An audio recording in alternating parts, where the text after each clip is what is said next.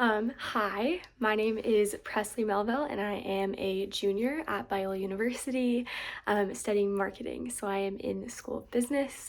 This past semester, I took Les Harmon's Introduction to Marketing Practical Application course. It is the spring of 2025.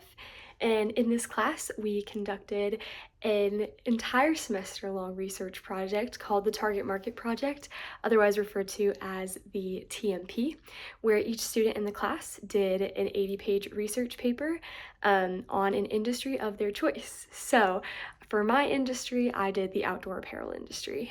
And within this project, we each analyzed market trends, competitive factors, ethical dilemmas, and as well as like creating a third business for the industry.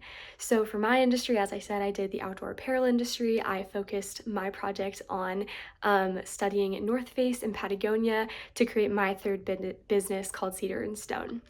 So I chose the outdoor apparel industry because I've always loved the outdoors.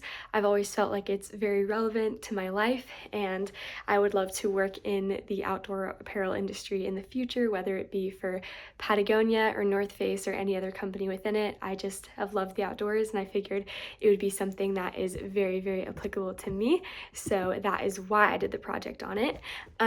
Throughout the project, though, I conducted 46 interviews, 16 of those being employee interviews and 30 of them being customer interviews. And I also utilized 15 websites, 21 articles, and 9 AI sources. So my total target market project was 81 pages, and it included 5 different sections. First off, the marketing environment, which talked about like current trends, as well as like customer decision-making factors within the industry, based off of my customer interviews, as well as my own research.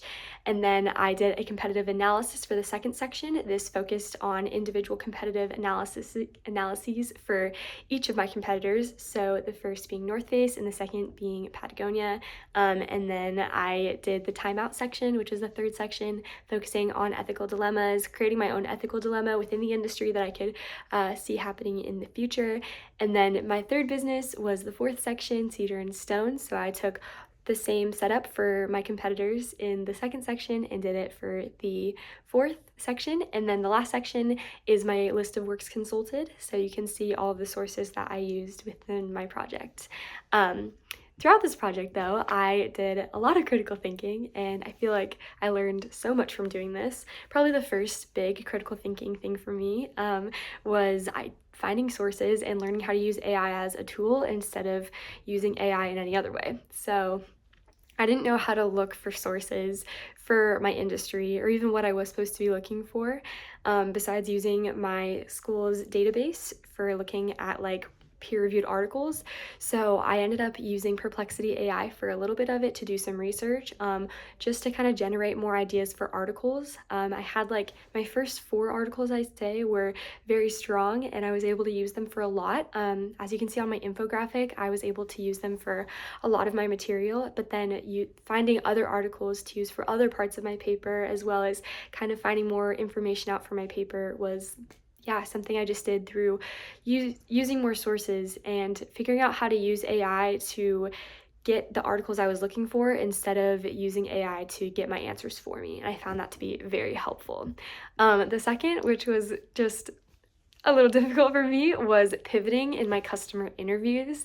My employee interviews were super easy for me. I have been like a frontline employee before, and so I was able to talk to them really easily, and they're also getting paid to be there, so talking to me like they can't really walk away. I found when I was doing my interviews for my customers that people would just walk away and no one wanted to talk, and that was me trying to take a more casual approach by just asking like why they came in the store without really any explanation. And I had people get scared of me, even though I wasn't really doing anything. They just were scared, or they just didn't speak English. And so I was just struggling a little bit to be able to find the right people for my interviews, or at least find a way to approach people.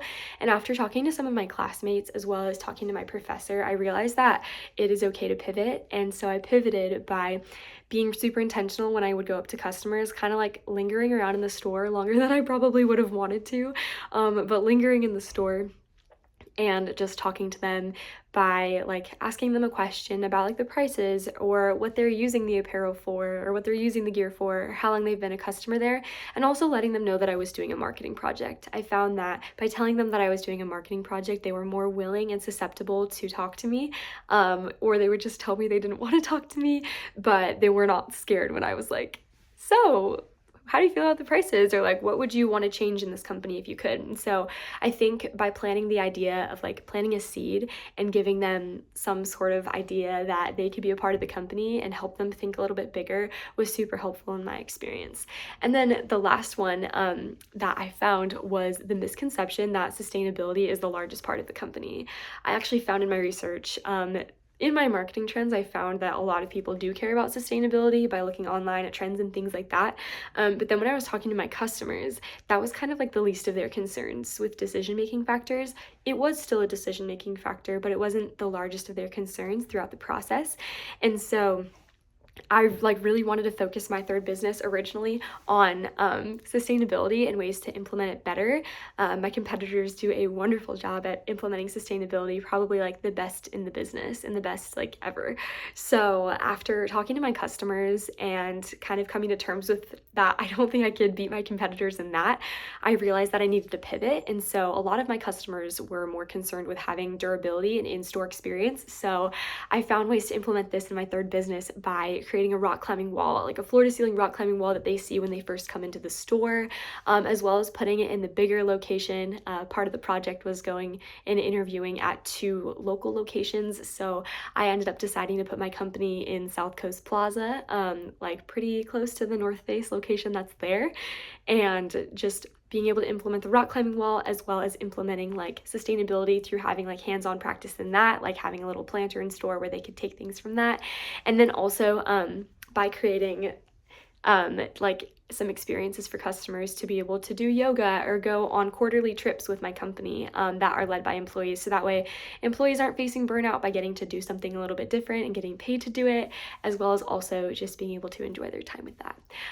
But yeah, that's a little bit about my target market project. Thank you so much for watching this video. If you want to continue to know more about the project, you can look at the link that is on my website.